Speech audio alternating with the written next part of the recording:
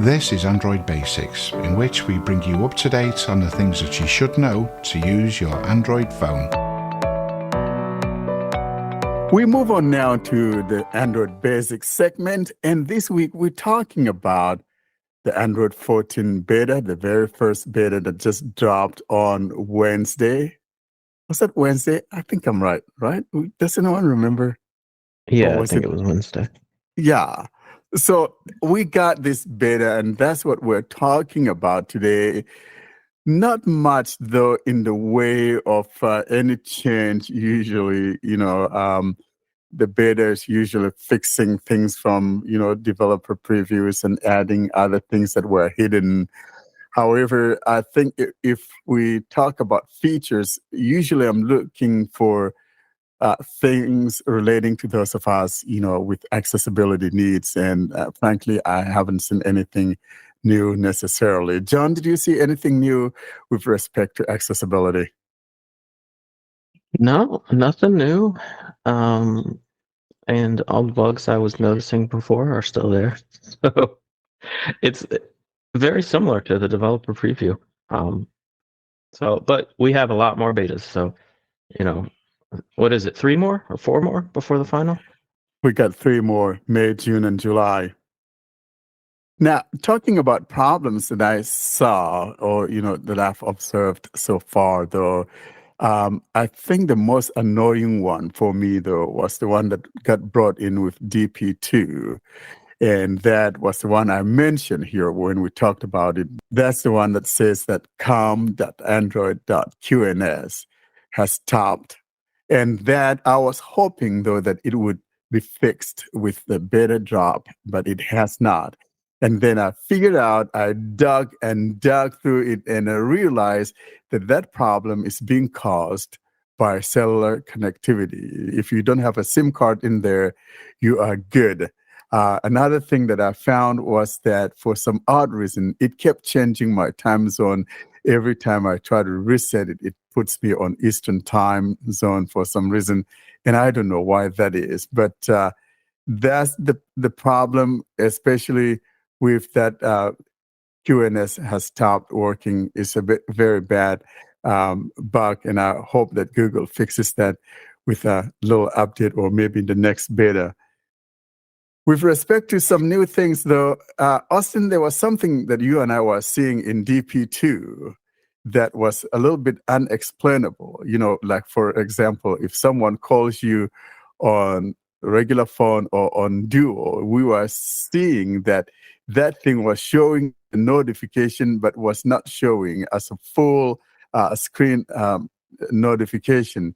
So what was going on, though, I have found out, was that there was a feature that Google had rolled out during that DP2, and it basically was placing your calls in the notifications.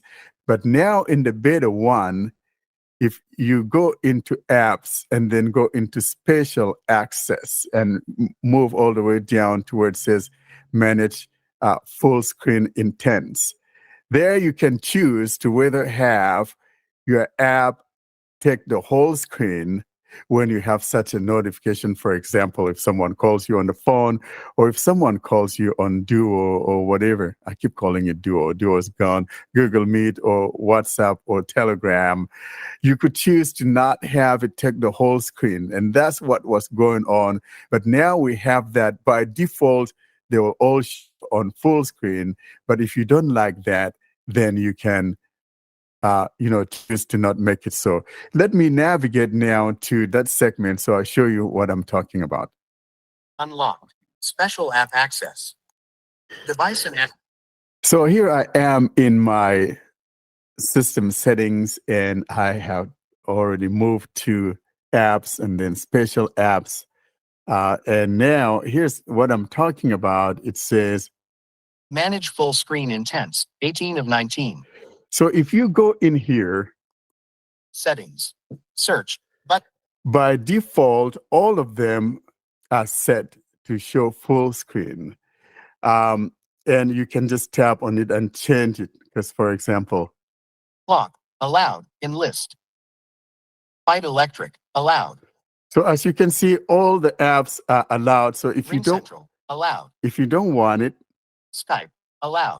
you tap. Skype. 8.95.0.412. Out of list. On. Allow apps to send full screen intents. Switch.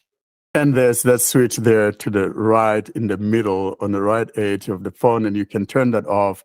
So if you don't want to see that full screen notification of these apps, in other words, if I call you on Skype and you don't want the whole thing taking on your screen, you can go in here and turn it off. And so that's the one positive that I saw that has come from this beta 1 that we have.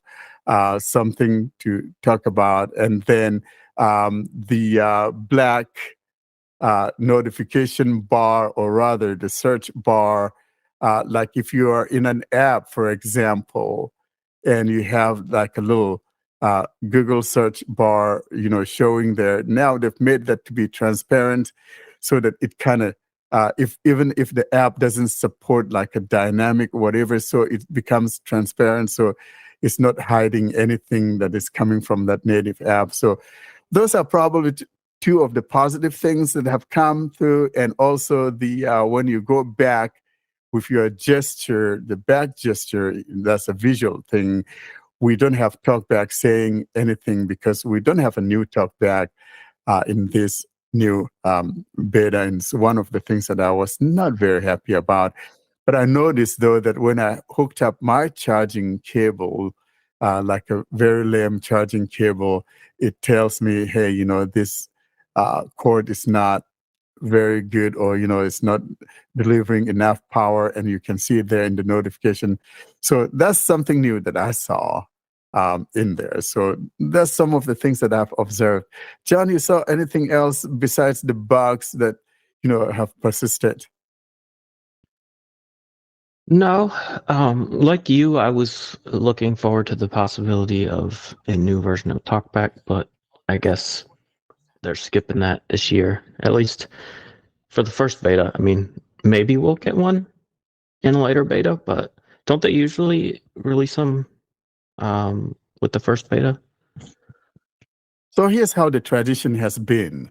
The tradition has been that the first developer preview usually comes with a new Talkback. And the only time that Google broke this tradition was back in 2022 with the first developer preview of Android 13. There was none until the very first beta of Android 13. And I was thinking that maybe they were going to follow the same tradition and bringing us a new Talkback with the first beta in Android 14. But no, they didn't. So maybe in beta 2 or maybe beta 3, or who knows, we may not even see it till the final release. And we'll just wait it out and see what happens. Yep, only time will tell. Only time will tell. Austin, did you see anything in here that you want to talk about besides the problems that we have? Of course, now and then I notice also that though it will, if you are hearing your Talkback saying Talkback is on, what I've observed is that my system actually does like a halfway reboot. It's kind of like a looping boot, if you will. It's like it's trying to shut down and then comes back on, and that's when you hear that Talkback is on, and then it asks you now to, enter your PIN again. It's very annoying, and I was hoping that would be fixed with the beta, but it hasn't. So if you don't need the beta for now, frankly, probably it's not a good thing to jump into it. If you have only one phone and you're relying on that, maybe it's not a good idea to jump onto the beta until maybe beta 2 if things have improved. But if you don't mind this box, then you can go ahead and jump in. Yeah, and if you are one of the brave souls who uses it, make sure to report feedback. It's really easy. There's going to be an app in your app drawer called Feedback, and it's pretty accessible, and it's pretty straightforward how you can submit the feedback. It'll take error reports from your phone. You can describe the issue. You can submit a screen recording if you want to. So it's very important because, that's why we test the betas, because we want these things to be fixed by the time it's released. So keep that in mind. Thank you so much, John.